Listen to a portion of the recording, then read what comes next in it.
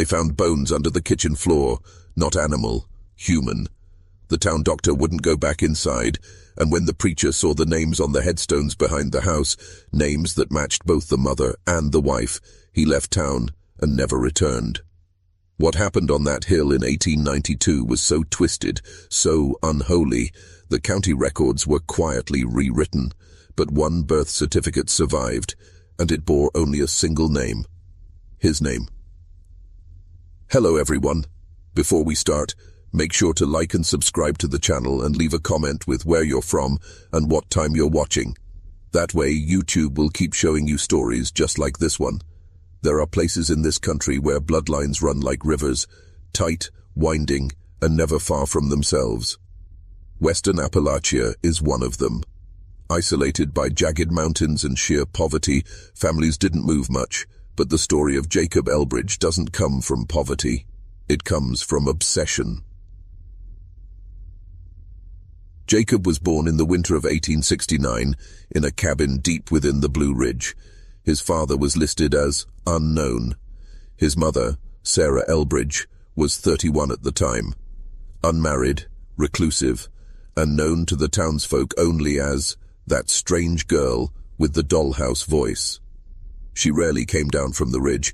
When she did, people whispered about the way her eyes lingered too long and how she always bought double rations, one for herself and one, presumably, for the son no one ever saw. But he was real, and more than that, he was being groomed.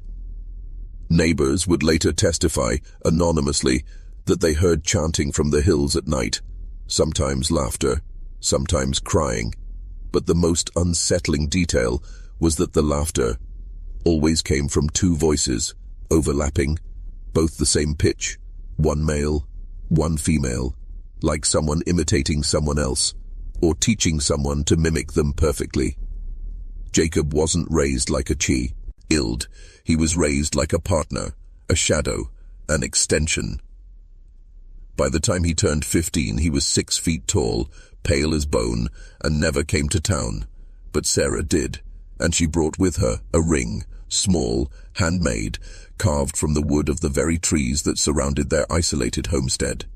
The inscription on it, now preserved in a local museum, read, "To my life, from your birth." Not a gift from a mother, a gift from a wife. The 1890 census lists Jacob Elbridge as head of household, age 21.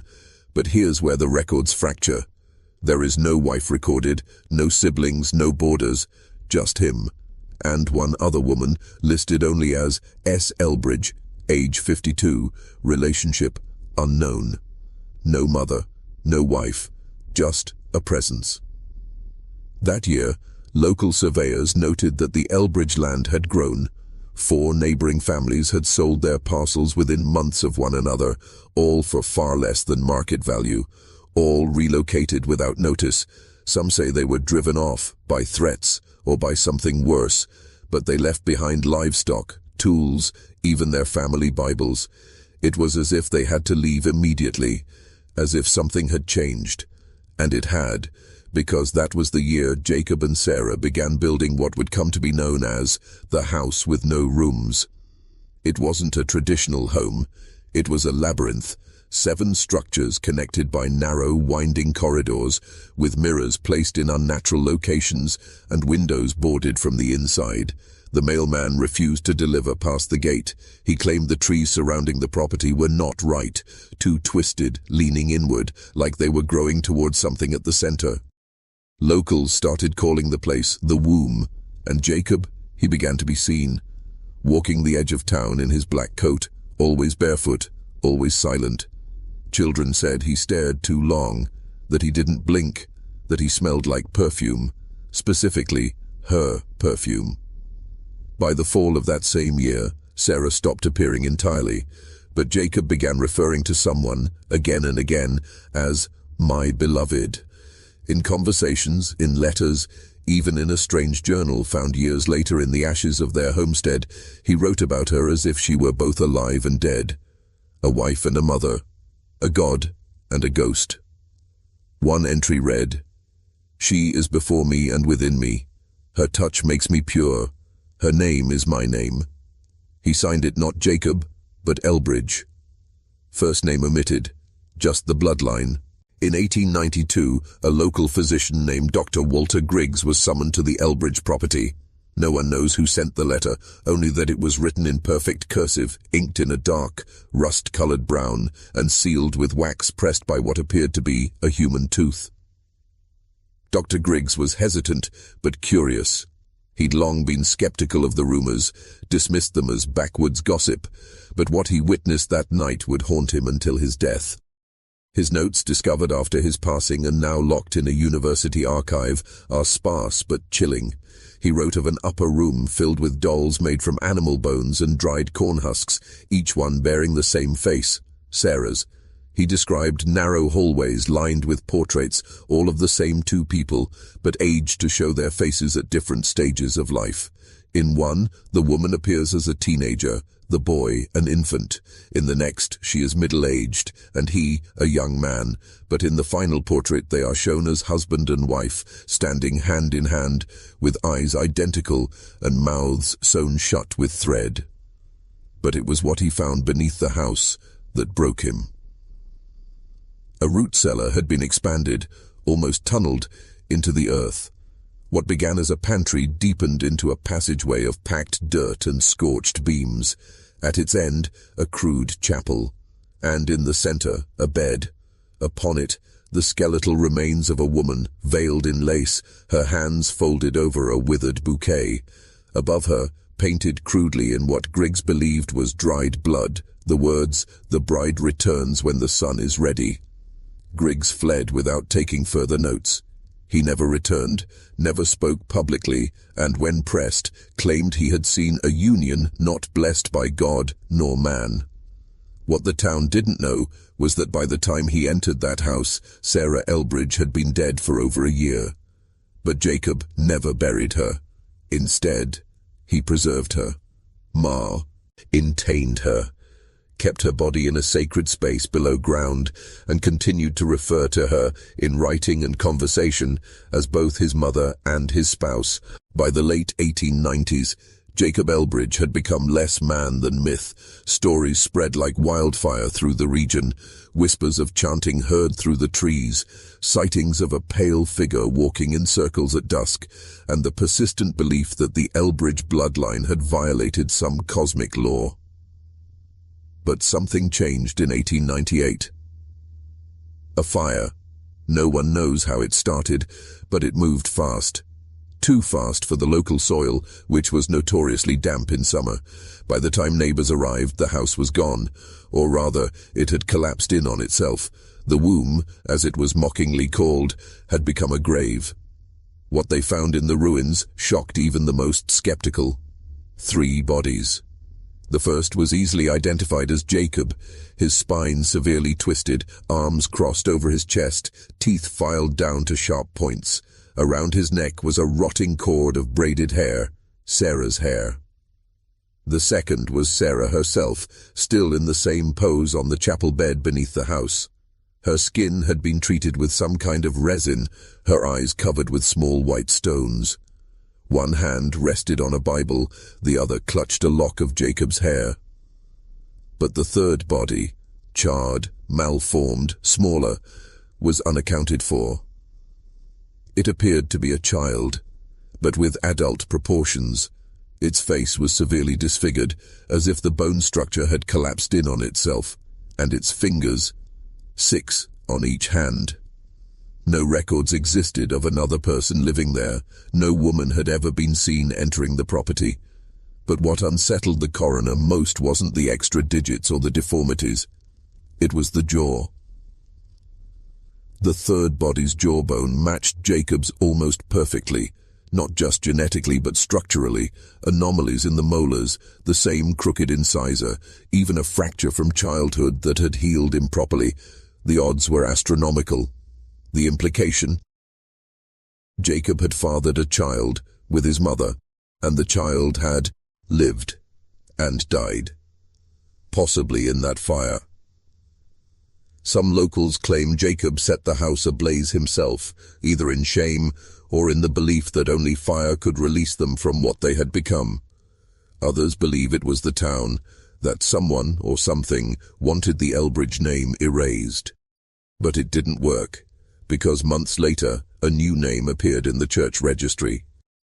E. Jacobson, age 7, orphan, adopted. The name E. Jacobson seemed innocuous enough, just another orphan in a town that preferred not to ask questions. He was taken in by Reverend Klein, a man known for his charity and unfortunate luck with children. His wife had died during childbirth, and his own son had drowned years prior. Locals believed the Reverend saw this new boy as a second chance. But strange things began happening almost immediately. E. Jacobson refused to sleep indoors. He insisted on building a small shelter behind the church, fashioned from branches, roots, and discarded cloth. When questioned, he said the church walls crushed the voices. When asked what voices, he'd reply, simply, "The ones that sing her name." He never mentioned his parents, never asked where they went, but he did carve a small wooden object, a ring identical to the one Sarah Elbridge had given Jacob decades prior, and he wore it constantly. Reverend Klein began keeping a journal documenting the child's behavior. At first it was minor, strange drawings, sleepwalking, repeating phrases in a language no one recognized, but by winter the entries became frantic. "He doesn't age," Klein wrote. "His face changes subtly. I swear he smiles like an old man. Sometimes I hear two voices when he speaks, one high, one low. He keeps calling me father, but with a tone that chills me, like I am less than him, like I am the child." One night, during a particularly violent thunderstorm, Klein awoke to find E. Jacobson standing over his bed, soaking wet, smiling. In his hand, a burned piece of paper with smeared ink. The only legible words, "The bride returns when the sun is ready." That was the last night E. Jacobson was seen in public. Klein's home burned to the ground 3 days later. His body was found in the cellar, positioned exactly like Sarah Elbridge had been. Eyes covered, hands folded, mouth stitched shut. The boy was gone. No footprints, no witnesses, just one final journal entry scratched into the wall of the shelter behind the church. "She came back, not as before, but as fire, and she took me in her arms." If you're still watching, you're already braver than most. Tell us in the comments, what would you have done if this was your bloodline? Decades passed. The Elbridge name faded from memory, on purpose.